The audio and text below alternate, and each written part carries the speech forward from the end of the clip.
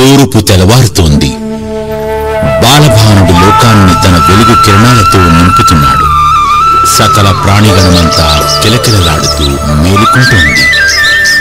సర్వదేవతలకు ఆలవాలమైన తిరుపతి పట్టణం. శేషాచలం పాన్పుగా అమరిన ఆదిశేషుడు కనులు విప్పాడు. ఏడుకొండల స్వామి మందస్మిత వదనంతో చిరునవ్వులు చిందించాడు. ఇంతలో మరో ప్రభాకరుడు అరుదించాడు. ఈ ప్రజ్ఞా ప్రభాకరుడు మరెవ్వరూ కాదు, ఆయనే శ్రీ వేటూరి ప్రభాకర శాస్త్రి. తమస్సులు మునిగిన జనాన్ని తపస్సు వైపు, అజ్ఞానంలో అణగారిన ప్రజల్ని సుజ్ఞానం వైపు మళ్లించేందుకు అవతరించిన జిజ్ఞాసు, యోగి పొంగవుడు, పండితుడు, పరిశోధకుడు, చారిత్రకవేత్త శ్రీ వేటూరి ప్రభాకర శాస్త్రి.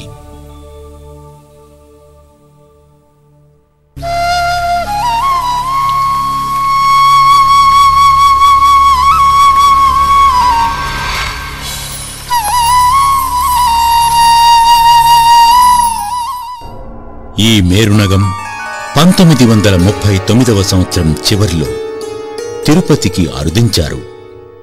ఎన్నో బృహత్తర బాధ్యతలను తన భుజానికెత్తుకున్నారు. సాక్షాత్తు శ్రీ శ్రీనివాస ప్రభువుకు లాలిపాట పాడే అన్నమయ్యను తన పొత్తిళ్లలోకి తీసుకున్నారు. తాళ్లపాక కవుల రచనలకు పీఠిక రాసేందుకు ఉపక్రమించారు. ఆలయ సంస్కృతిని పునరుద్ధరించే మ్యూజియాన్ని చేపట్టాలనుకున్నారు. మాస్టర్ సివివి గారి భృక్తరహిత తారకరాజయోగంతో జనాలలో యోగత్వ సిద్ధికి ప్రయత్నించారు. ఒకటా రెండా, జీవుడు తన పారమార్థ సాధనకు అనుసరించాల్సిన అనవతర కృషికి వర్ణమాల రచించారు. నవజీవన వ్యాకరణాన్ని ఉద్ఘాటించారు. ఇందుకు తన పాండితీ ప్రకర్ష, పరిశోధకత్వం, శాసన పరిశీలన, అన్వేషణ దృష్టి, వాంగ్మయ దృక్పథం, సాంఘిక చైతన్యం, నిష్కళంక వ్యక్తిత్వం, యోగ పరిసాధన అన్నీ అవసరమయ్యాయి. ఇదిలా ఉండగా 19వ శతాబ్దపు మలిదశలు, ఆంధ్రదేశపు సాంస్కృతిక నేపథ్యాన్ని గురించి కూడా కొంత చెప్పుకోవాలి. అవి స్వాతంత్ర్యోద్యమ రోజులు, దక్షిణాదిన మద్రాస్ యూనివర్సిటీ స్థాపన, పెద్ద పెద్ద కళాశాలలు, ఉన్నత పాఠశాలలు ఏర్పడడంతో విద్యా విషయక ప్రభావం సమాజం మీద గణనీయమైంది. ఒక చేత్తు సామాజిక సంస్కరణలు, మరో చేత్తు సాహిత్య ప్రక్రియలను ఏకకాలంలో చేపట్టిన ధీశాలి కందుకూరి వీరేశలింగం పంతులు. సారస్వత సీమలో కొత్త ఒరవడులకు ఆయన నారుపోశారు. కొక్కొండ వెంకటరత్నం పంతులు, వేదము వెంకటరాయ శాస్త్రి తదితర ఉద్దండులు నూతన ధోరణులకు శ్రీకారం చుట్టారు. అవధాన కళలో తిరుపతి వెంకట కవులు తమ కిట్టిబావుట ఎగరేశారు. విదేశీయుడైన ఇక్కడి మట్టి మనిషిగా పేరొందిన సిపి బ్రౌన్ ఆంధ్ర భాషోద్ధరణకు ఏతామెత్తి నిఘంటు నిర్మాణం, ప్రాచీన తాళపత్ర గ్రంథాల పరిశీలనలో ప్రధాన పాత్ర పోషించారు. కైఫీయతుల సేకరణలో మెకంజీ కృషి శ్లాఘనీయం. భాషలో, భావనలో, ఛందోగతిలో క్రొంగొత్త మార్పులను తెచ్చారు గురజాడ అప్పారావు. గిడుగు రామూర్తి పంతులు వ్యవహారిక భాషను కొత్త పంతలు తొక్కించారు. 20వ శతాబ్ది ప్రథమార్థానికి పాతగాడి నుండి విడివిడి సాహిత్యం నవ్యపంథాను అనుసరించసాగింది. రాజకీయ చైతన్యంతో పాటు ప్రజల్లో సాహితీ చేతన కూడా పెరగసాగింది.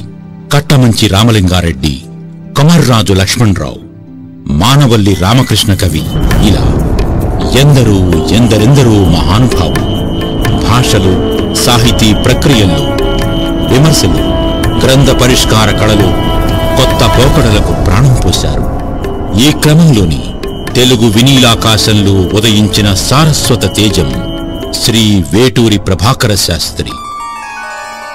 నిత్య జీవితంలోనూ, వాంగ్మయ దృక్పథంలోనూ ఉత్తమ విలువలను దర్శింపజేసిన ద్రష్ట శ్రీ వేటూరి ప్రభాకర శాస్త్రి. ఈ బహుముఖ ప్రజ్ఞావంతుడి గురించి చెప్పడం అంటే కొండను చిన్న అద్దంలో చూపడమే. తెలుగు సీమ నడిబొడ్డున పరవళ్లు తొక్కే పావన కృష్ణానది, ఆ నదీమ తల్లి ఒడ్డున దివిసీమలోని పెదకళ్ళేపల్లి శ్రీ శాస్త్రి గారి జన్మస్థలం. సర్వజిత్ మాఘ బహుళ ఏకాదశి మంగళవారం ఉదయం జ్యేష్ఠ నక్షత్రం మిథున లగ్నాన అనగా క్రీస్తు శకం 1868వ సంవత్సరం ఫిబ్రవరి 7వ తేదీన శాస్త్రిగారు తల్లిదండ్రుల రెండో కుమారుడిగా జన్మించారు. తండ్రి వేటూరి సుందర శాస్త్రి, తల్లి శేషమ్మ. స్మార్త, వైదిక, జ్యోతిష, శిల్ప, సంస్కృత, ఆయుర్వేదాల్లో నిష్ణాతులు వేటూరి సుందర శాస్త్రి గారు. పండిత గోష్ఠులకు, విద్వత్ సభలకు నిలయం సుందర శాస్త్రి గారి ఇల్లు. చిన్ననాటి బాలప్రభాకర శాస్త్రిపై ఇంటి పరిసర ప్రభావం మెరుగ్గా ప్రసరించింది. తన స్వగ్రామం పెదకళ్ళేపల్లి గొప్పదనం గురించి చిన్ననాటి చేష్టలు కావ్యంలో శాస్త్రిగారు ఇలా రాసుకున్నారు. పూర్వకాలమునను పేర్వెలసినది మావీడు వేదశాస్త్ర విద్యలకున్, దాని మారుపేరు దక్షిణ కాశిగా కృష్ణయచడయుత్తరించి సాగే. ఈ మహానుభావుడు తిరుపతికి చేరడానికి ముందు వారి జీవితమంతా సాహిత్యాన్వేషణతో మొదలై యోగ దర్శనంతో ఫలవంతమైంది. ఆ మహనీయుణ్ణి సంతానంగా ఆ మార్గాన కొంత కృషి చేస్తూ ఆయన గురించి ఇవాళ నేను మాట్లాడే అవకాశం నాకు కలిగినందుకు నేను చాలా సంతోషిస్తూ ఉన్నాను. నాన్నగారి చిన్నతనం గురించి, బాల్యంలో వారి అనుభవాల గురించి, ముఖ్యమైనటువంటి కొన్ని ఘట్టాలని ప్రజ్ఞాప్రభాకరం అనేటువంటి తమ ఆత్మకథలో నాన్నగారు బాగా విశదీకరించారు. ఆ విషయాలే కొన్ని నేను ఇప్పుడు జ్ఞాపకం చేసుకుంటాను. మొండిమొలతో బజారులో తిరుగుతూ ఉన్నటువంటి పసిపిల్లవాడికి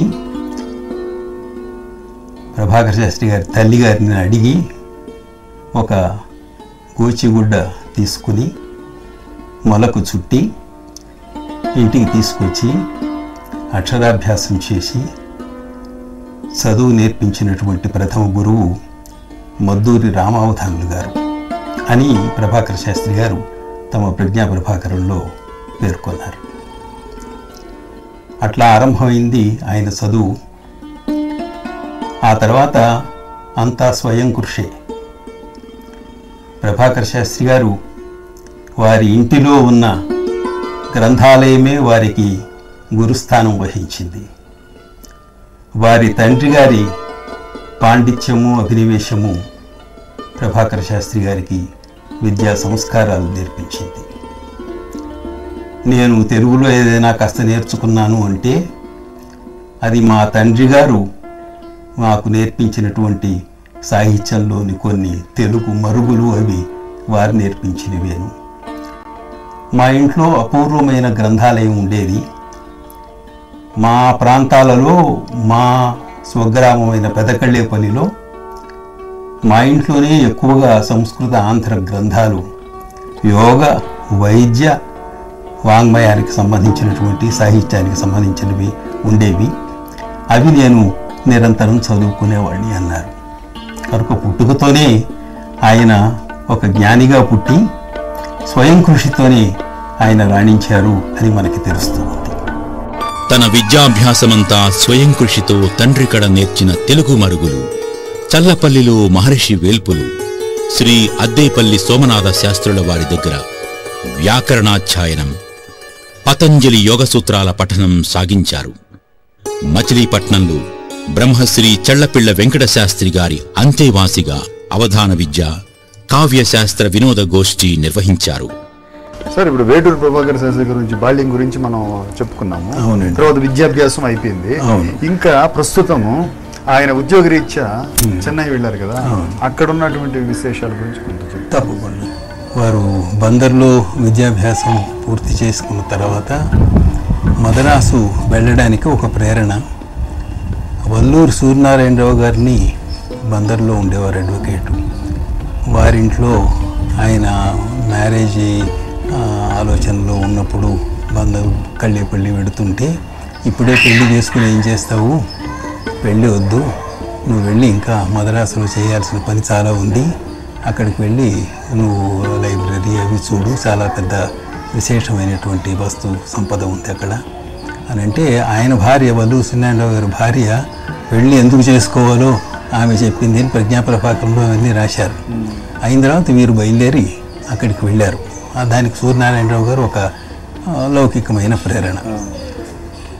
ఇంకొక లౌకికమైన ప్రేరణ ప్రభాకర శాస్త్రి గారి బావగారు కాజ వెంకటశేషయ్య గారని, ఆ రోజుల్లో చీఫ్ జస్టిస్గా ఉన్న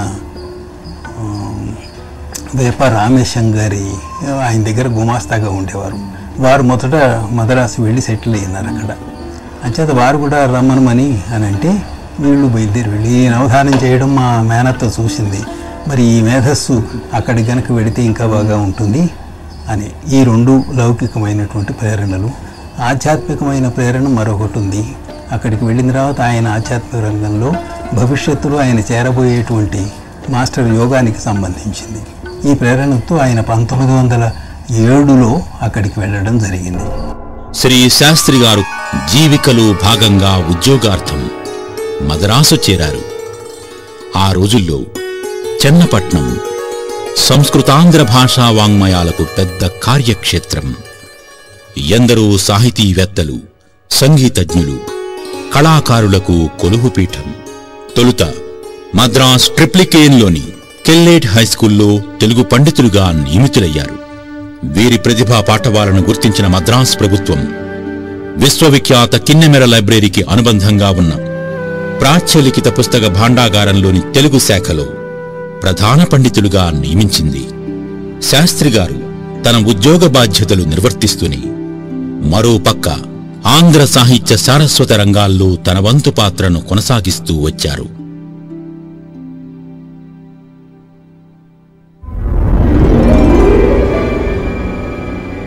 ప్రభాకర శాస్త్రి గారు దాదాపు 30 ఏళ్లు ఓరియంటల్ లైబ్రరీ ప్రధాన పండితులుగా పనిచేశారు. భాషా సాహిత్య రంగాల్లో వారి బహుముఖ ప్రజ్ఞా వికాసానికి కేంద్ర బిందువు మద్రాసులో ప్రభుత్వ ఓరియంటల్ లైబ్రరీలో పండిత పదవులో కుదురుకున్న కొన్నాళ్లకే ప్రభుత్వం ఓ బృహత్తర పనిని అప్పగించింది. ప్రభాకర శాస్త్రి గారు మానవల్లి రామకృష్ణ కవితో కలిసి ప్రాచీన తాళపత్ర గ్రంథాలు, కైఫియత్తులు సేకరించే పనిలో పడ్డారు. ఇలా మద్రాస్ ప్రాచ్యలిఖిత గ్రంథాలయం తరపున ఊరువాడా తిరిగి శ్రమకూర్చి సేకరించిన అనేక తాళపత్ర గ్రంథాలను, ఇతరత్రా సమాచారాన్ని క్రోడీకరించి 19 సంపుటాలుగా కేటలాగులుగా కూర్చారు.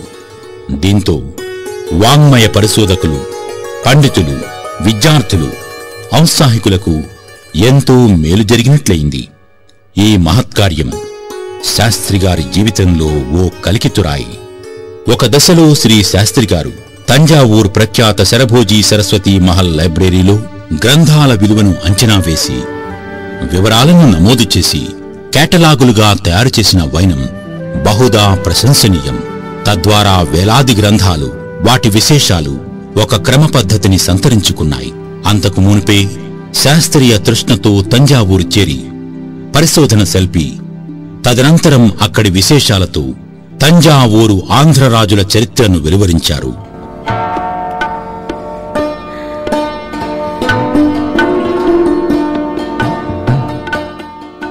వీరశైవ సాహిత్యంలో బసవ పురాణం కర్తృత్వం మీద, మతం మీద చెలరేగినటువంటి వాదాలు ఉన్నాయి. అవి ఇవాల్టికి తర్వాతి కాలపు పరిశోధనల్లో ప్రభాకర శాస్త్రి గారు చెప్పిన చాలా విషయాలు నేటికి సత్యములే అనేటువంటి విషయం తర్వాతి పరిశోధకులందరూ కూడా అంగీకరించినటువంటి విషయం. కానీ ఆ రోజుల్లో కొంత చర్చ జరిగింది. అది ఆయనకి మనస్తాపం కలిగించింది. ఆ మనస్తాపం కలగడం చేత ప్రభాకర శాస్త్రి గారు కొంతవరకు సారస్వతానికి విముఖంగానే ఉంటూ వచ్చారు. ఇది లౌకికమైన భావనలో మనం మాట్లాడేది. కానీ ఆధ్యాత్మికమైనటువంటి స్థితిలో ప్రభాకర శాస్త్రి గారికి సాహిత్యం పట్ల ఈ వైముఖ్యం కలగడం దీని ఏడా కలిగినటువంటి వైరస్యం చేత కాదు, దీనికంటే భిన్నమైన, ఇంతకంటే ముఖ్యమైనటువంటి ఆయన యోగ ప్రవేశాన్ని గురించినటువంటి, యోగ సాధనను గురించినటువంటి విషయం అనే విషయం తర్వాత అందరికీ గుర్తించడం జరిగింది. ప్రభాకర శాస్త్రి గారు అది గుర్తించారు. వేటూరి ప్రభాకర శాస్త్రి గారి జీవిత వాహినిలో సారస్వతము యోగము రెండూ రెండు పాయలు. ఆయన సారస్వత ప్రగతికి సివివి యోగం అంతఃసూత్రం అని చెప్పుకోవచ్చు. ప్రభాకర శాస్త్రి గారు మద్రాసులో ఉద్యోగం చేస్తున్నప్పుడు 1912, 1916 సంవత్సరాల నడుమ తరచుగా అనారోగ్యానికి గురయ్యేవారు. బాధ భరించలేక ఒక దుర్భర క్షణంలో ఏ హరిద్వారానికో వెళ్లి గంగలో దూకి ఆత్మాహుతి చేసుకోవాలన్న కోరిక కూడా కలగకపోలేదు. ఒకరోజు ఒంటరిగా అక్బర్ సాహెబ్ వీధిలో వెళుతుండగా అబ్బోరి జగన్నాథరావు గారు కనపడ్డారు. మాటల మధ్య తన మనోవ్యతను చెప్పుకొచ్చారు శాస్త్రిగారు. జగన్నాథరావు గారు తన బావగారైన పోతరాజు నరసింహారావు గారిని పరిచయం చేశారు. నరసింహారావు గారు మద్రాస్ ప్రెసిడెన్సీ కళాశాలలో ఫిలాసఫీ ప్రొఫెసర్. మాస్టర్ సివివి గారి యోగ గోష్ఠిలో సాధకులు. వారిచ్చిన పరిచయ పత్రం తీసుకుని మాస్టర్ సివివి గారు నివసించే కుంభకోణం బయలుదేరారు శాస్త్రి గారు. హరిద్వార్ యాత్ర కాస్త కుంభకోణ యాత్రగా పరిణమించింది. చావాలనుకున్న మనిషికి కొత్త జీవితం దొరికింది. మాస్టర్ సివివి మహనీయుల దర్శనమాత్రాన ప్రభాకర శాస్త్రిలో ఓ అపూర్వానుభూతి కలిగింది. దేహంలో కంపన స్వస్థత మొదలై గతంలో ఎడ్లబండి నుండి కిందపడి సడలిన రెక్కలగూడు సైతం సర్దుకుంది. ఆ రోజు 1916వ సంవత్సరం జూన్ 22. ప్రభాకర శాస్త్రి గారు మాస్టర్ సివివి మహనీయుల భృక్తరహిత తారకరాజయోగంలోకి ప్రవేశించారు. భారతదేశం వేదభూమి, తపోభూమి, దేవభూమి. ఎందరో ఋషులు, యోగులు, సిద్ధులు, మహితాత్ములు ఇక్కడ ఉదయించారు. జీవన సాఫల్యత గురించి జనానికి ఎరుకపరిచారు. అలాంటి మహానుభావుల్లో ఎన్నదగ్గవారు శ్రీ కంచుపాటి వెంకాస్వామిరావు గారు. మాస్టర్ సివివిగా ప్రసిద్ధులైన కంచుపాటి వెంకటరావు వెంకాస్వామి గారు నేటి తమిళనాడులోని కావేరీ నదీ తీరమందలి కుంభకోణంలో జన్మ తీసుకున్నారు. వారి జనన తేదీ 1868వ సంవత్సరం ఆగస్టు 4. అప్పుడెప్పుడూ శ్రీకృష్ణదేవరాయల కాలంలో తంజావూరు రాజ్యరక్షణార్థం తరలిన తెలుగు కుటుంబీకులు వారి పూర్వీకులు. 3 కుమారులు, 3 కుమార్తెలను కని మొదటి భార్య రుక్మిణమ్మ గారు కాలధర్మం చెందడంతో వెంకమ్మ గారిని ద్వితీయ కళత్రంగా చేసుకున్నారు శ్రీ వెంకాస్వామి గారు. వీరి పెండ్లి తిరుపతిలో జరగడం విశేషం. తొలి నుండి ఆధ్యాత్మిక తత్వాన్ని తన అంతరంగంలో ప్రతిష్ఠించుకున్న వెంకాస్వామిరావు కొంతకాలం దివ్యజ్ఞాన సమాజంలో ఇన్నర్ సర్కిల్ సభ్యులుగా కూడా కొనసాగారు. ఒకనాడు ఆకాశాన హేలీ తోకచుక్క తళుక్కుమంది. 75 ఏళ్లకు ఒకసారి కనపడే హేలీ తోకచుక్క చూస్తుండగానే దాని తోక నుండి కాంతిపుంజమొకటి దుసుకుని వచ్చి వెంకాస్వామిరావు గారున్న గదిలో ప్రవేశించి ఆయనలో ఐక్యమైంది. తనువులో తటిల్లత మెరిసింది. ఈ సందర్భంగా ఆ ప్రాంతమంతా విద్యున్మయమైంది. గొప్ప శబ్దం వెలువడింది. ఆ వెలుగురేఖ తనలో ప్రవేశించిన వెంటనే వెంకాస్వామిరావు గారిలో ఊహించని మార్పులు ఉదయించి బ్రహ్మ జిజ్ఞాస మొదలైంది. నవోదయం ప్రారంభమైంది. కంచుపాటి వెంకటరావు వెంకాస్వామిరావు గారు కాస్త సివివిగా రూపాంతరం చెందారు. వారు స్థాపించిన భృక్తరహిత తారక రాజయోగంకు మూలమంత్రం సివివి అనే 3 అక్షరాలే. అవి కేవలం నామాక్షరాలే కాదు, అంతర్వీక్షణంలో కానవచ్చిన బీజాక్షర సంపుటి కూడా. 1910వ సంవత్సరం మే 29 నాటి రాత్రి 8:30 మాస్టర్ సివివిలో శక్తిపాతం సంభవించింది. అప్పుడే దగ్గరున్న 7గురితో కలిసి యోగ సాధనకు అంకురార్పణ గావించారు. క్రమంగా స్త్రీ పురుషులతో కలిపి 752 మందికి ఉపదేశమిచ్చారు. ప్రపంచవ్యాప్తంగా లక్షలాది మంది ఈ యోగంతో ప్రభావితులయ్యారు. పుష్కరకాలం అసిధారావ్రతంగా కుంభకోణంలోని స్వగృహంలో యోగ సాధన చేస్తూ 1922వ సంవత్సరం మే 12న పరమపద ప్రాప్తి పొందారు మాస్టర్ సివివి. ఉదయం సాయంత్రం వేళల్లో 6 గంటలకు మాస్టర్ సివివి నమస్కారం అని చెప్పుకుంటూ మౌనంగా యోగానుష్ఠానం చేస్తూ ఉంటారు సాధకులు. నియతి తప్పక చేసే సాధన వల్ల ఎంతో మంది రోగాల బారి నుండి స్వస్థత పొందుతున్నారు. అంతేగాక దైవత్వ సిద్ధికి దగ్గరవుతారు.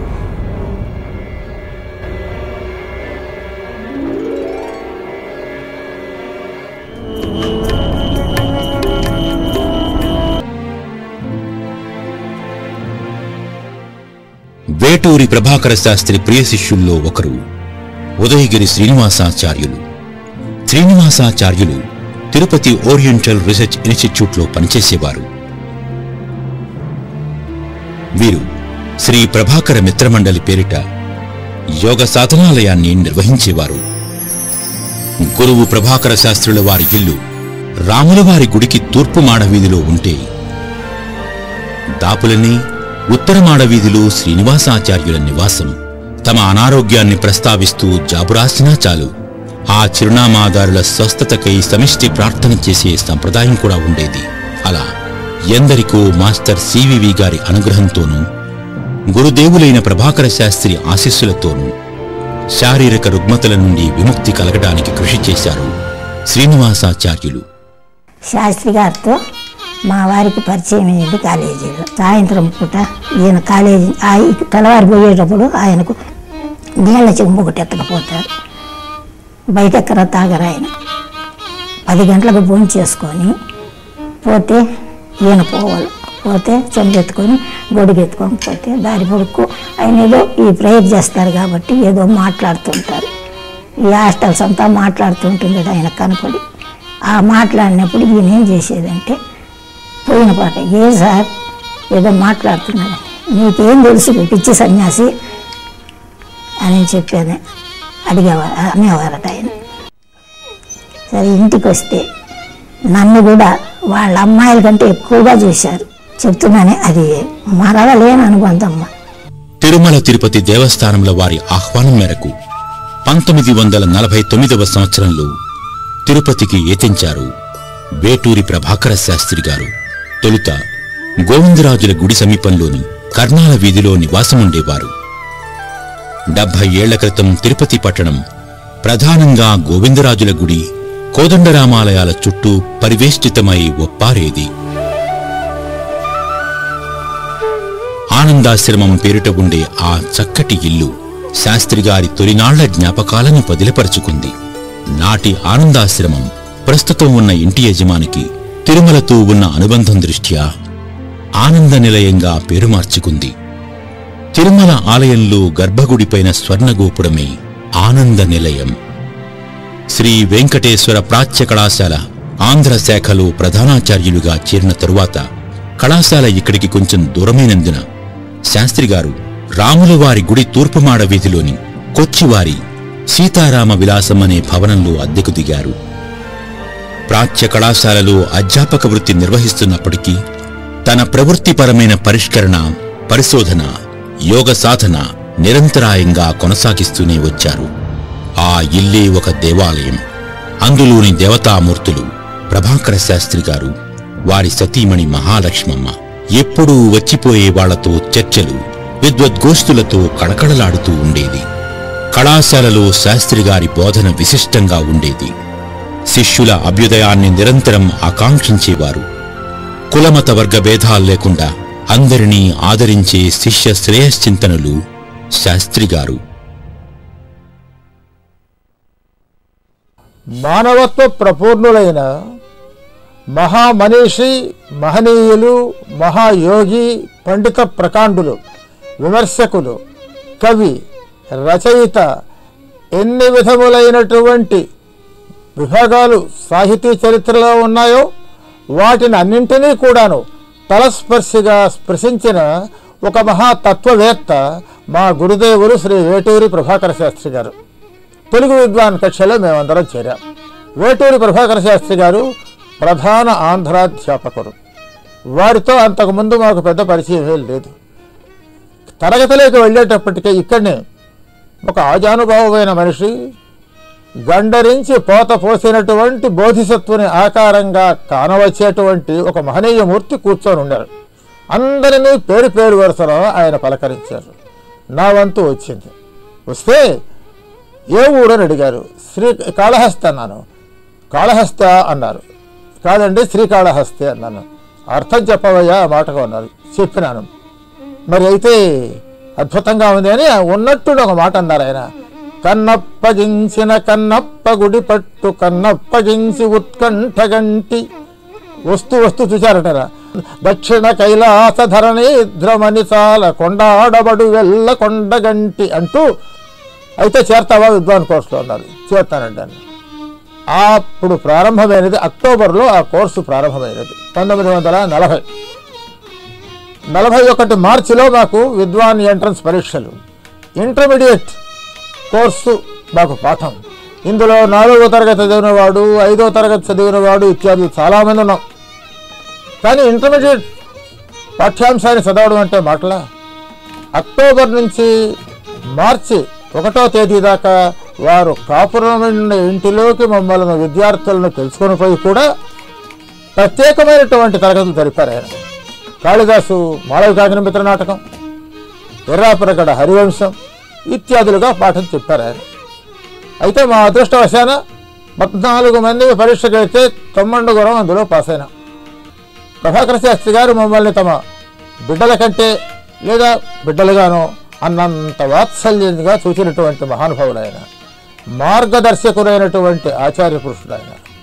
శిష్యులు కూడా ఎక్కడా ఏమీ తప్పు చేయకూడదనేటువంటిది తన కుమారులే కాకుండా ఎవరైనా కనుక పొరపాటు చేస్తే ఆ రోజు ఆయన ఉపవసించేవారు. ఇది మాకు ఆయన తిట్టకుండా సీవాట్లు పెట్టకుండా మమ్మల్ని చక్కదిద్దడానికి ప్రయత్నించిన మాట. ఇదిలా ఉండగా టిటిడి వారి ఆధ్వర్యంలోనే ఉన్న శ్రీ వెంకటేశ్వర ఓరియంటల్ రీసెర్చ్ ఇన్స్టిట్యూట్లో పూర్తికాలం పరిశోధనకై 1945వ సంవత్సరం మార్చి 21వ తేదీన ప్రభాకర శాస్త్రి గారు నియమితులయ్యారు. పుట్టిన ఊరు కళ్ళేపల్లిలో చిన్న వాగుగా ప్రారంభమైన శాస్త్రి గారి సారస్వత కృషి మద్రాస్, తంజావూర్లలో వృద్ధి పొంది పెద్ద ప్రవాహంగా మారి తిరుపతి ORIకి వచ్చేసరికి నిండైన నదిలా రూపుదాల్చింది. అప్పటికే కవిత్వం, నాటకానువాదాలు, ప్రాచీన గ్రంథ పరిష్కరణ, పరిశోధన, సాహిత్య విమర్శ, చరిత్ర, జానపద వాంగ్మయం తదితర అనేక రంగాల్లో అందవేసిన చేయిగా లబ్ధ ప్రతిష్ఠులయ్యారు శాస్త్రి గారు. వీటన్నింటి అంతఃసూత్రంగా మాస్టర్ సివివి యోగం ఎటు తిరిగి ఉంది. దాంతో ఆయన ధీప్రతిభ, ఉపజ్ఞాబలం, మౌలిక ప్రజ్ఞ మరింత చేవదేరింది.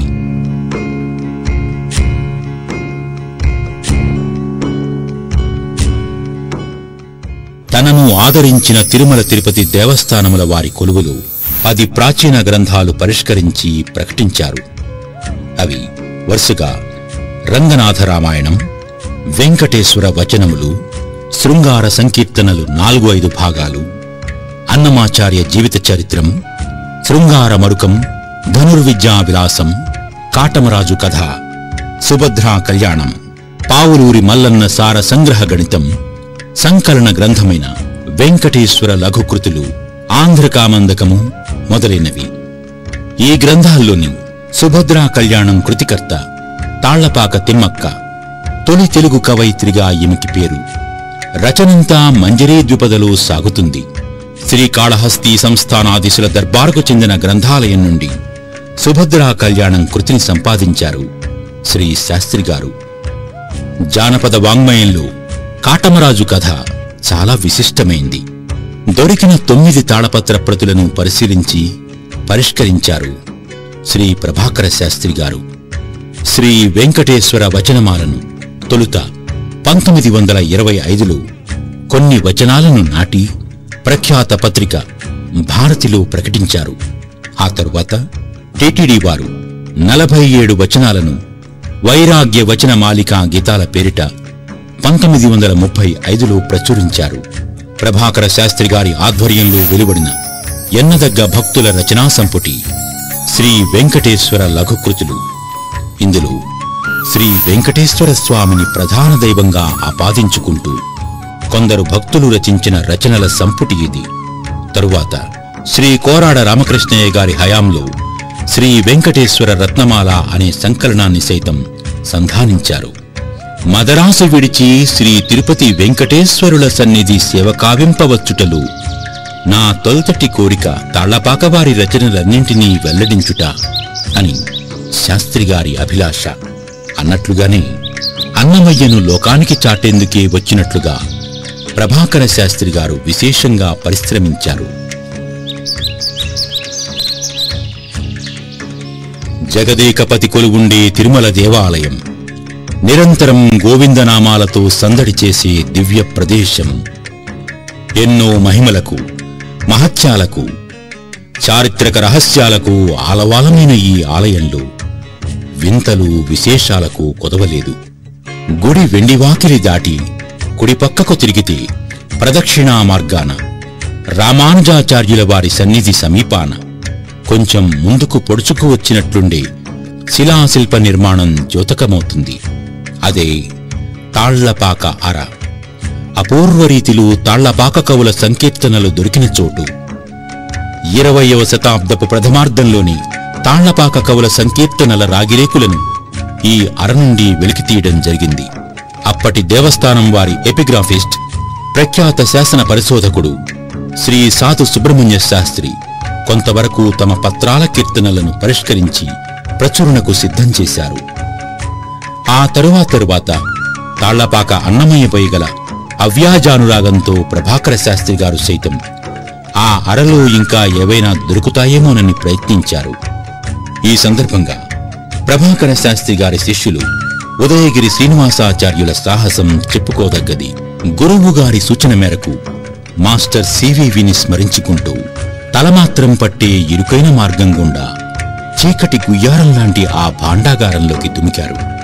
మోకాళ్ల ఎత్తు మెత్తటి గబ్బిలాల పెంట అయినా బెరవక 2 చేతులతో ఆ ప్రాంతమంతా దేవితే ఓ తామ్రపత్రం దొరికింది. అందరి ఆనందానికి అవధుల్లేవు. ఇంకోసారి అన్వేషణలో మరో రాగిరేకు. ఆ 2 రాగిరేకులు ప్రసాదించడం ద్వారా సాక్షాత్తు ఆ శ్రీనివాసుడే తన సంకల్పాన్ని ఈడేర్చేందుకు ఆశీర్వదించినట్లుగా ప్రభాకర శాస్త్రి గారు పరవశించిపోయారు. తాళ్లపాక కవుల సంకీర్తనల పరిష్కరణను అసిధారావ్రతంగా కొనసాగించారు శ్రీ ప్రభాకర శాస్త్రి గారు.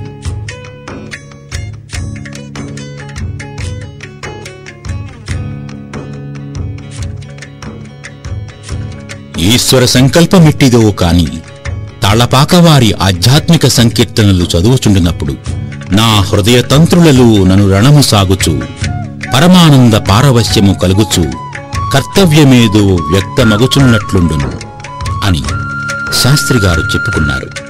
సంకీర్తనల రాగిరేకులు సుమారు 2600కు పైగా. ఇవి 3 రకాలు.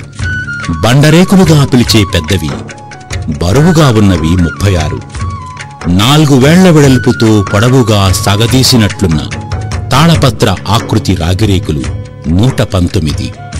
మిగిలినవి చిన్న రేకులు. వీటి సంఖ్య ఎక్కువ, 2500కు పైగా ఉన్నాయి.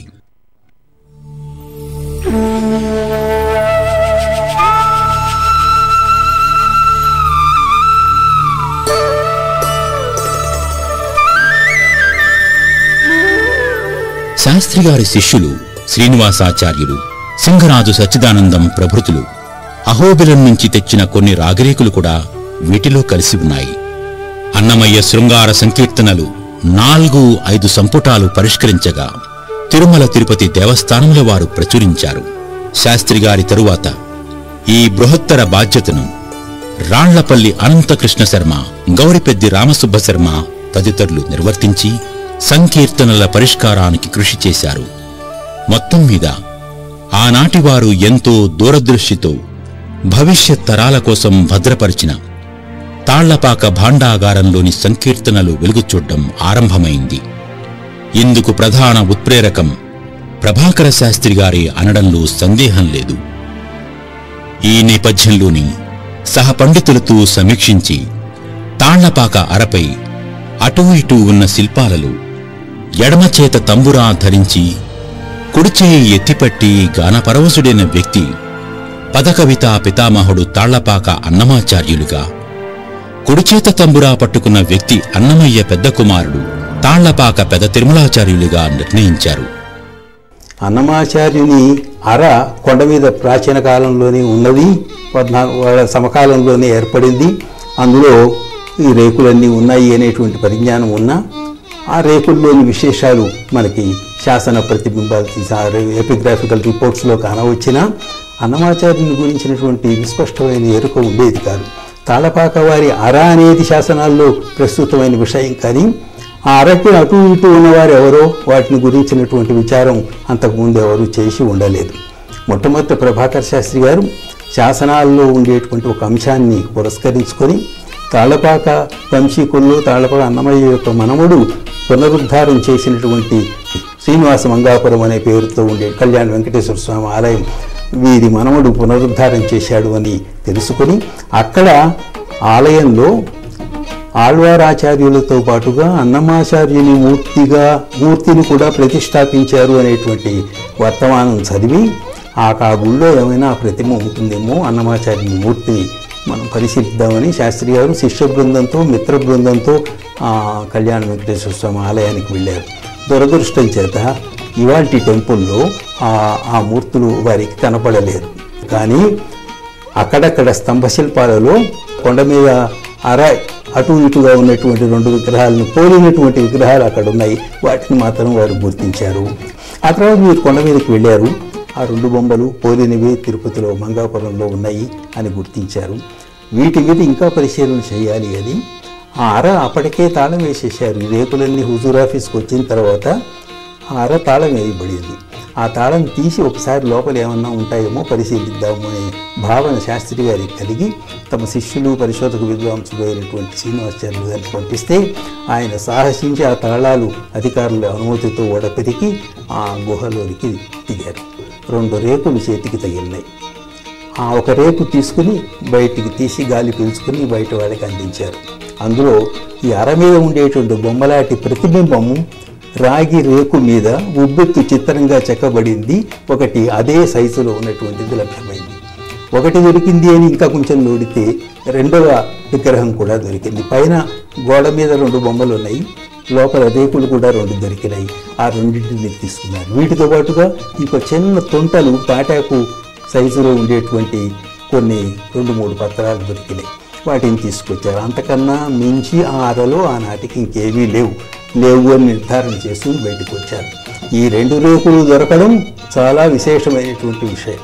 ఆ 2 రేకుల్ని తీసుకుని గొప్ప నిధి దొరికినట్టుగా ప్రభాకర శాస్త్రి గారు భావించి వాటిని తీసుకుని మద్రాసు వెళ్ళి ఆయన మిత్రులైనటువంటి ఆర్కియాలజీ డిపార్ట్మెంట్లో అయ్యప్పన్ గారిని కలిసి వాటిని అన్నింటినీ కెమికల్స్ తోటి శుద్ధి చేయించి వాటిని గోల్డ్ ప్లేటింగ్ ఉపయోగించి మళ్ళీ తిరుపతికి తీసుకొచ్చారు.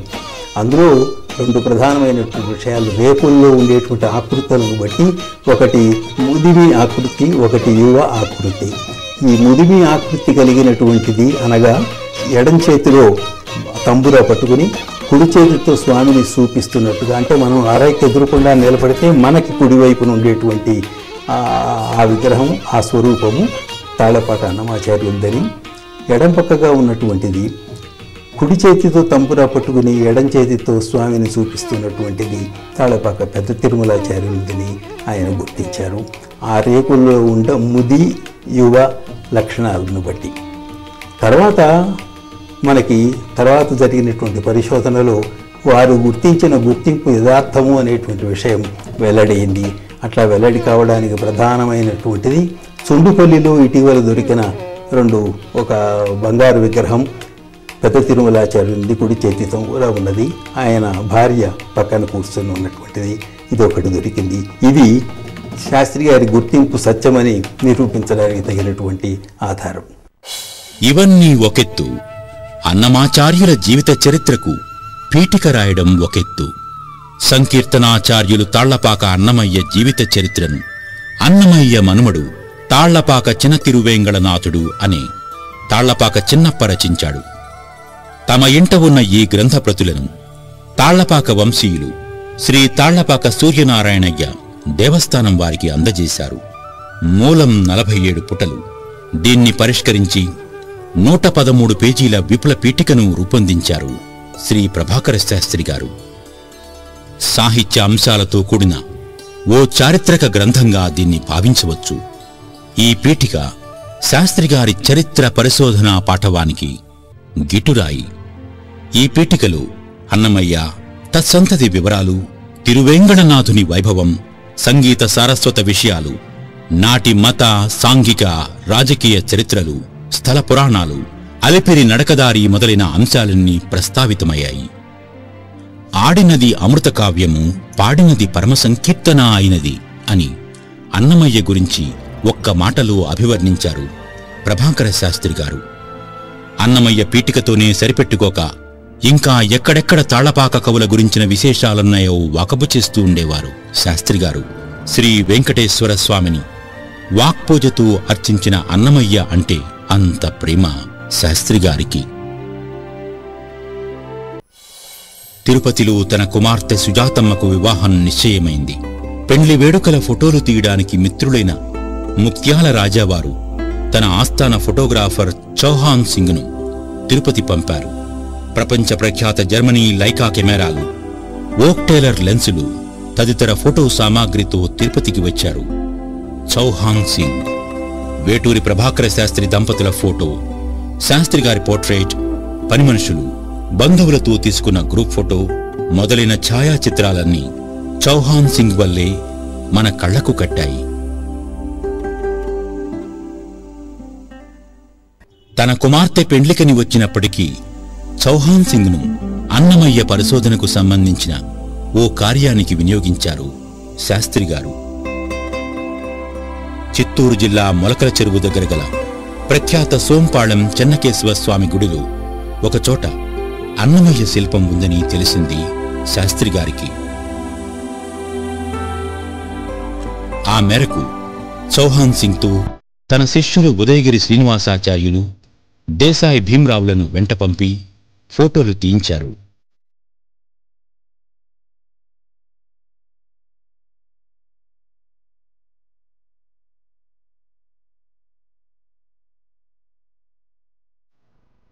వారి కుమార్తె సుజాతమ్మ గారి వివాహం తిరుపతిలో జరిగినది.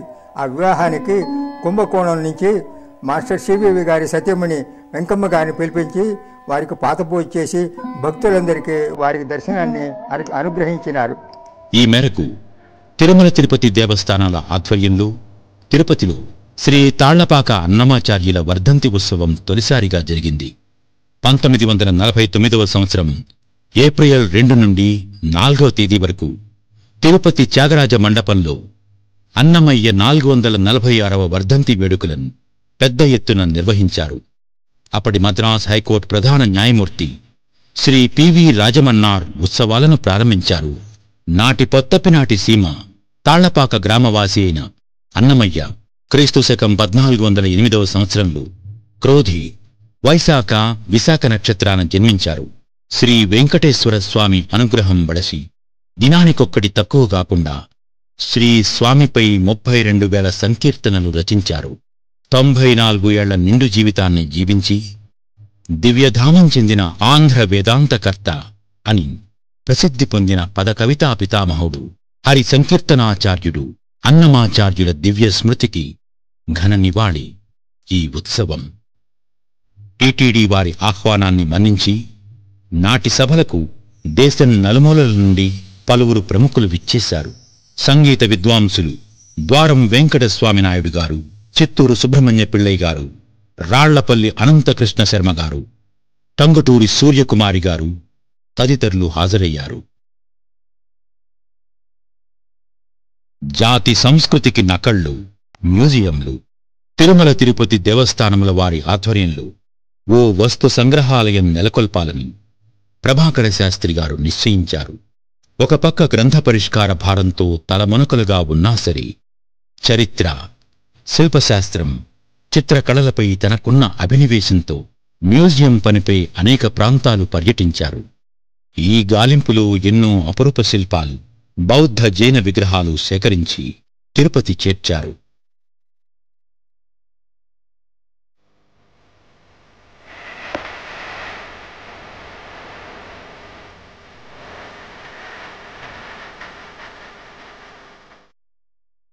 శ్రీకాళహస్తి సంస్థానం వారి వస్తు భాండాగారం నుండి కత్తులు, కటార్లు, ఇతర ఆయుధాలు తీసుకువచ్చారు.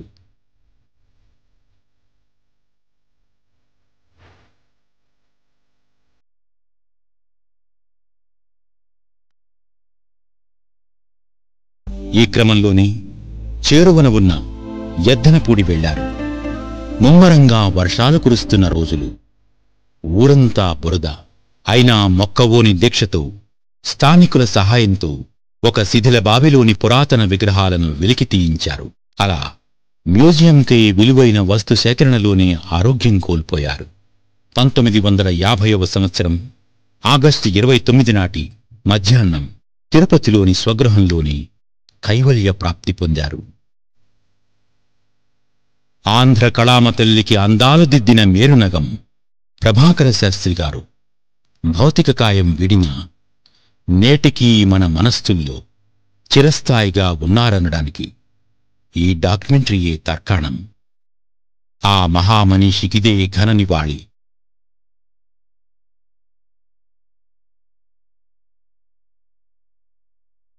జాతి సంపద అయిన శ్రీ వేటూరి వారి వాంగ్మయాన్ని జగతికి చాటి చెప్పే ఉద్దేశంతో కొన్ని ఆలోచనలు, ఆశయాలతో శ్రీ వేటూరి ప్రభాకర శాస్త్రి వాంగ్మయ పీఠం ఏర్పడింది. తీర్మానం 2698/2007 సంవత్సరం తిరుమల తిరుపతి దేవస్థానముల వారి ఆధ్వర్యంలో ఈ పీఠం పనిచేయడం ప్రారంభించింది. వాస్తవానికి 1982వ సంవత్సరంలో శ్రీ ప్రభాకర శాస్త్రి స్మారక ట్రస్ట్ కుటుంబ ట్రస్ట్గా రిజిస్టర్డ్ అయింది. కుటుంబ ట్రస్ట్ కింద మౌలిక కృషి జరిగి 20కి పైగా సంపుటాలు వెలువడ్డాయి, పత్రికలు ప్రచురితమయ్యాయి. తదనంతరం ఈ కుటుంబ ట్రస్ట్ను విస్తృత ప్రాతిపదికన the Veturi Prabhakara Sastri memorial institute and advanced centre for Telugu స్టడీస్గా తీర్చిదిద్దాలని భావించారు. అయితే మానవ వనరులు, డబ్బుల కొరతతో ఆ ప్రయత్నం నెరవేరలేదు. ఈ నేపథ్యంలోని టీటీడీ వారు సానుకూలంగా స్పందించడంతో వేటూరి ప్రభాకర శాస్త్రి వాంగ్మయ పీఠం స్థాపన సాధ్యమైంది. శ్రీ వేటూరి ప్రభాకర శాస్త్రి వాంగ్మయ పీఠాన్ని తిరుమల తిరుపతి దేవస్థానంలో ఆగస్టు 2007వ సంవత్సరంలో ప్రారంభించడం మా సుకృతంగా భావిస్తున్నాం. డాక్టర్ వేటూరి ప్రభాకర శాస్త్రి గారు అన్నమాచార్య సాహిత్యం గురించి కానీ, అన్నమాచార్య సంగీతం గురించి కానీ వారు చేసినటువంటి ప్రయత్నం అపూర్వం. ఆనాడు ఒక డాక్టర్ రాళ్లపల్లి అనంతకృష్ణ శర్మ, ఒక డాక్టర్ వేటూరి ప్రభాకర శాస్త్రి గారు లాంటి వారు ఈ అన్నమయ్య గురించి పట్టించుకోకపోయినట్టయితే ఇవాళ ప్రపంచమంతటా కూడా ఇంత ప్రఖ్యాతి చెందినటువంటి అన్నమయ్య గారి గురించి తెలియకపోయి ఉండేది. ఆ రకంగా తెలుగు జాతి అంతా, అలాగే శ్రీ వెంకటేశ్వర స్వామి భక్తకోటి అంతా డాక్టర్ వేటూరి ప్రభాకర శాస్త్రి గారికి రుణపడి ఉండాల్సిన అవసరం ఉంది. వేటూరి పీఠాన్ని ఒక కుటుంబ పీఠంగా కాకుండా తెలుగు యూనివర్సిటీకి ఇవ్వాలా లేక తిరుమల తిరుపతి దేవస్థానానికి ఇవ్వాలా అనేటువంటి ఒక విచికిత్సలో ఉన్నప్పుడు, ఒక సందేహావస్థలో ఉన్నప్పుడు, ఒక డోలాయమానమైనటువంటి పరిస్థితిలో ఉన్నప్పుడు ఆచార్య వేటూరి ప్రభాకర శాస్త్రి గారు చేసినటువంటి సేవలు తిరుమల తిరుపతి దేవస్థానంలో ఇప్పటికీ కూడా మరవరానివి. కాబట్టి తిరుమల తిరుపతి దేవస్థానానికి మాత్రమే చెందాల్సినటువంటి అవసరం ఉంది. ఆ రకంగా శ్రీ వెంకటేశ్వర స్వామి అనుగ్రహిస్తాడు. అనుగ్రహానికి తగినట్టుగా మనం ఇంకా వేటూరి ప్రభాకర శాస్త్రి గారి యొక్క వాంగ్మయ పీఠాన్ని నెలకొల్పి వారి యొక్క సాహిత్యాన్ని, సారస్వతాన్ని ఈ ప్రపంచానికంతా చాటడానికి వీలవుతుందని చెప్పని ఆచార్య వేటూరి ఆనందమూర్తి గారితో ప్రార్థించడం, వారు దానికి ఆమోదించిన అదే తడవుగా తిరుమల తిరుపతి దేవస్థానం బోర్డు మీటింగ్లో ఈ విషయాన్ని ప్రస్తావించి అప్పుడున్నటువంటి తిరుమల తిరుపతి దేవస్థానం ధర్మకర్తల మండలి అధ్యక్షుడు శ్రీ భూమన కరుణాకర్ రెడ్డి గారి యొక్క ఆమోదంతో, సభ్యుల యొక్క ఆమోదంతో శ్రీ వేటూరి ప్రభాకర శాస్త్రి వాంగ్మయ పీఠాన్ని నెలకొల్పడం అనేటువంటిది తిరుమల తిరుపతి దేవస్థానానికే ఒక చక్కటి కార్యక్రమంగా దీన్ని భావించాల్సిన అవసరం ఉంది. ఈ సందర్భంగా వందలాది పుస్తకాలు, అమ్మకానికి సిద్ధంగా ఉన్న ప్రచురణలు, అరుదైన తాళపత్రాలు, డైరీలు, లేఖలు, వ్యాఖ్యానాలతో కూడిన శాస్త్రి గారి రాతప్రతులు అన్నీ శ్రీ వేటూరి ప్రభాకర శాస్త్రి వాంగ్మయ పీఠంకు అందజేయబడ్డాయి. ప్రస్తుతం తిరుపతిలోని శ్వేతభవనంలో వాంగ్మయ పీఠం కొనసాగుతోంది.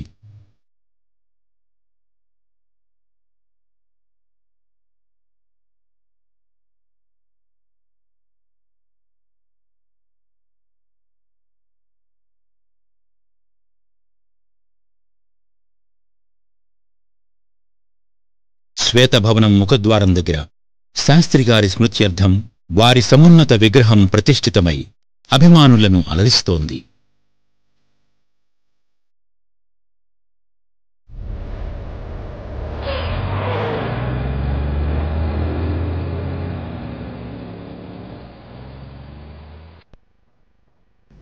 తెలుగు సాహిత్య రంగంలో శ్రీ వేటూరి ప్రభాకర శాస్త్రి గారిది మహోన్నతమైనటువంటి స్థానం. వారు తాము పట్టినదెల్లా కూడా పసిడిగా మార్చినటువంటి పరుసవేది. ఆయన స్పృశించనటువంటి సాహిత్య ప్రక్రియ కనిపించదు.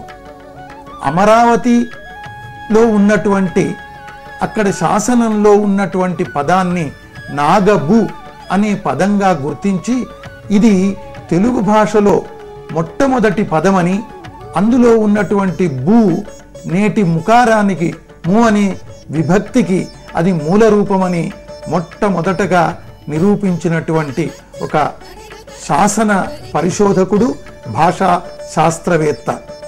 అలాంటి ప్రభాకర శాస్త్రి గారి యొక్క వారు చేసినటువంటి కృషిని ఈనాటి తరానికి తెలియజేయడానికి, వారు ప్రారంభించి ఇంకా ముగించనటువంటి అనేక సాహిత్య కార్యక్రమాలను కొనసాగించడానికి గాను తిరుమల తిరుపతి దేవస్థానం వారు శ్రీ వేటూరి ప్రభాకర శాస్త్రి గారి పేర ఒక వాంగ్మయ పీఠాన్ని కొంతకాల క్రితం నెలకొల్పి ప్రభాకర శాస్త్రి గారి సాహిత్యం పైన కృషి చేయడానికి, విద్యార్థుల చేత, పండితుల చేత కృషి చేయించడానికి ప్రయత్నం చేస్తుంది.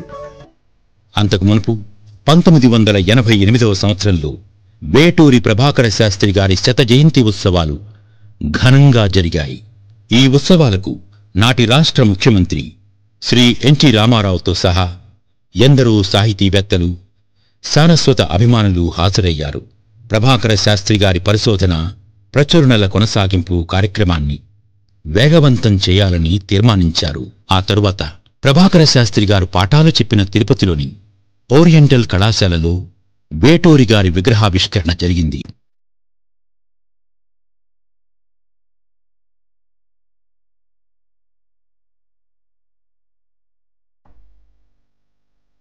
ఆ మూర్తి నేటికీ ప్రాచ్య కళాశాల విద్యార్థులను ఆదరంగా, ఆప్యాయంగా పలకరిస్తున్నట్లుగా ఉంటుంది. టిటిడి ఆధ్వర్యంలోని వాంగ్మయ పీఠం ఆ మహనీయుడి కృషిని స్మరించుకుంటూ పలు సెమినార్లు నిర్వహిస్తోంది, పలు పుస్తకాలను ప్రచురిస్తోంది. ప్రభాకర శాస్త్రి గారి 61వ వర్ధంతిని పురస్కరించుకుని 2011 సంవత్సరం ఆగస్టు 29, 30 తేదీల్లో తిరుపతి అన్నమాచార్య కళామందిరంలో జాతీయ స్థాయి సెమినార్ జరిగింది. ఎందరో వాంగ్మయ మిత్రులు, మాస్టర్ సివివి యోగానికి చెందిన పలువురు సాధకులు ప్రసంగించారు. వారు కృషి చేసినటువంటి యోగం పైన, సాహిత్యం పైన ఈ సదస్సు ఏర్పాటు చేయడం జరిగింది. కార్యక్రమాల్లో పాల్గొంటున్న వారందరూ కూడా చాలా ధన్యాస్తులు. వారు ఉద్యోగరీత్యా ఎక్కడెక్కడ పనిచేశారో, యోగరీత్యా ఎక్కడెక్కడ సేవలు అందించారో ఆ అన్ని ప్రాంతాలకు వెళ్ళాం. తిరుపతి అట్లాంటి దివ్యత్వ, మానవత్వ సంధికి ఒక సంకేతమైనటువంటి ప్రదేశం కాబట్టి ఆ ప్రదేశంలో వారు చివరి 10 ఏళ్ళు ఇక్కడ పనిచేసి ఇక్కడే తమ జీవితాన్ని అంకితం చేశారు. ప్రభాకర శాస్త్రి గారు అనేక విషయాలు మనకు అందించారు. వారి సాహిత్య సంపదకి మనందరం కూడా వారసులం. వాంగ్మయంలో వారు చేసిన కృషి, దానికి కూడా మనం వారసులం. అనేక సార్లు మనం అనుకున్నట్టు మనకున్న సంపద ఏంటో మనకే తెలియదు. మనం కేవలం బ్యాంకులో ప్రతిబింబించే సంపదే మందని భావిస్తున్నాం. అంతేగాని అజ్ఞాతంగా ఆ పద్మనాభుడికి ఎలాగైతే ఈరోజు బయటకు పడుతున్నదో బంగారం, రాళ్ళ వైఢూర్యాలు, అలాంటి కంటే నిన్నమైన రత్నములు మనవన్నీ మన పొలంలో ఉన్నాయి, మన ఇంటి పెరట్లో ఉన్నాయి, మన ఇంటి గూడులో ఉన్నాయి, మనకు తెలియట్లేదు. ఆ గూడు ముందు గూడు పట్టింది కాబట్టి మనం ఆ గూళ్ళు తెరవట్లేదు. ఇలాంటి సందర్భాలు వచ్చినప్పుడు మనం వారి గురించి స్మరిస్తూ వారే మనకు ప్రేరణ కలిగించాలి. వారు యోగామూర్తులు. వారు చేసిన కృషికి అనేక మంది ఈరోజు జీవితాలలో సత్ఫలితాలు పొందుతున్నారు, ఆనందాన్ని పొందుతున్నారు. ఒక రకమైన తాత్విక చింతనతో జీవితాన్ని నడుపుతున్నారు. అలాంటి మహనీయులు పుట్టిన గడ్డ, వారు సంచరించిన ఈ ప్రదేశం, వారు చేసిన కృషి, వెంకటేశ్వరుడికి చేసిన కృషి, అన్నమాచార్యుని ప్రపంచానికి పరిచయం చేసిన గొప్ప వ్యక్తి, వారిని స్మరించుకోవడమే ఈరోజు మనందరికీ ఒక మహద్భాగ్యం. సాహిత్యాన్ని, మాస్టర్ సివివి యోగాన్ని రెండు చేతులతో అనుసరించిన సవ్యసాచి శ్రీ వేటూరి ప్రభాకర శాస్త్రి. సారస్వత యోగిగా, యోగ ప్రభాకరుడుగా ఆయన పరిణామం అసాధారణం. ఆయన మహామనీషి, మానవతావాది, స్థితప్రజ్ఞుడు. దయ, కరుణ, వాత్సల్యం ఆయన సహజాభరణాలు. బాలభాష నుండి బ్రహ్మ విద్య వరకు లోతులు తెరిచిన ప్రజ్ఞా ప్రభాకరం ప్రభాకర శాస్త్రి గారి స్వీయ చరిత్ర.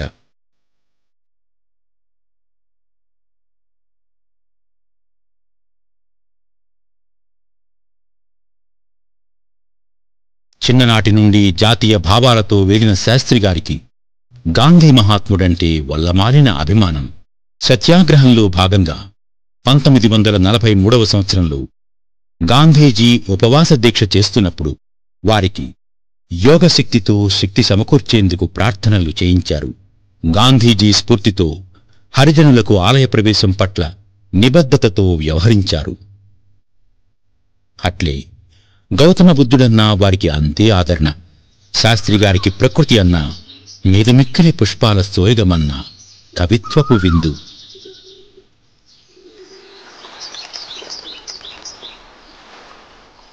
వారు రాసిన పూలవిందు పుస్తకాన్ని టిటిడి వారి ఆధ్వర్యంలో శ్రీ వేటూరి ప్రభాకర శాస్త్రి వాంగ్మయపీఠం ప్రచురించింది. వచన రచయితగా, పురాతత్వవేత్తగా, విమర్శకారుడిగా, శాసన పరిష్కర్తగా, జానపద వాంగ్మయోద్ధారకుడిగా, చరిత్ర పరిశోధకుడుగా, బహుభాషావేత్తగా, లిపిశాస్త్ర ప్రవీణుడిగా, మ్యూజియం వ్యవస్థాపకుడిగా, యోగ సిద్ధుడిగా వేటూరి ప్రభాకర శాస్త్రి వారి కృషి అనన్యం. రాశిలో వాసిలో ఇంతటి సారస్వత కృషి తెలిపిన మహానుభావులు అరుదు. భారతీయ సాహిత్య నిర్మాతలలో అగ్రగణ్యుడిగా వెనుతకెక్కిన ఘనత వీరిది. కారణజన్ములైన వారి మూర్తిమత్వం గురించి ఎంత చెప్పుకున్నా తక్కువే. వారు ఓ వ్యక్తికారు, ఓ వాంగ్మయ ఉద్యమం, ఆచంద్రార్కం ప్రభాకరుల సారస్వత జ్యోతి వెలుగులు విరజిమ్ముతూనే ఉంటుంది. ప్రజ్ఞా మేరువు, కవి చూడామణి, వాంగ్మయ జగజ్జేటి వేటూరి ప్రభాకర శాస్త్రికి నమస్సుమాంజలి.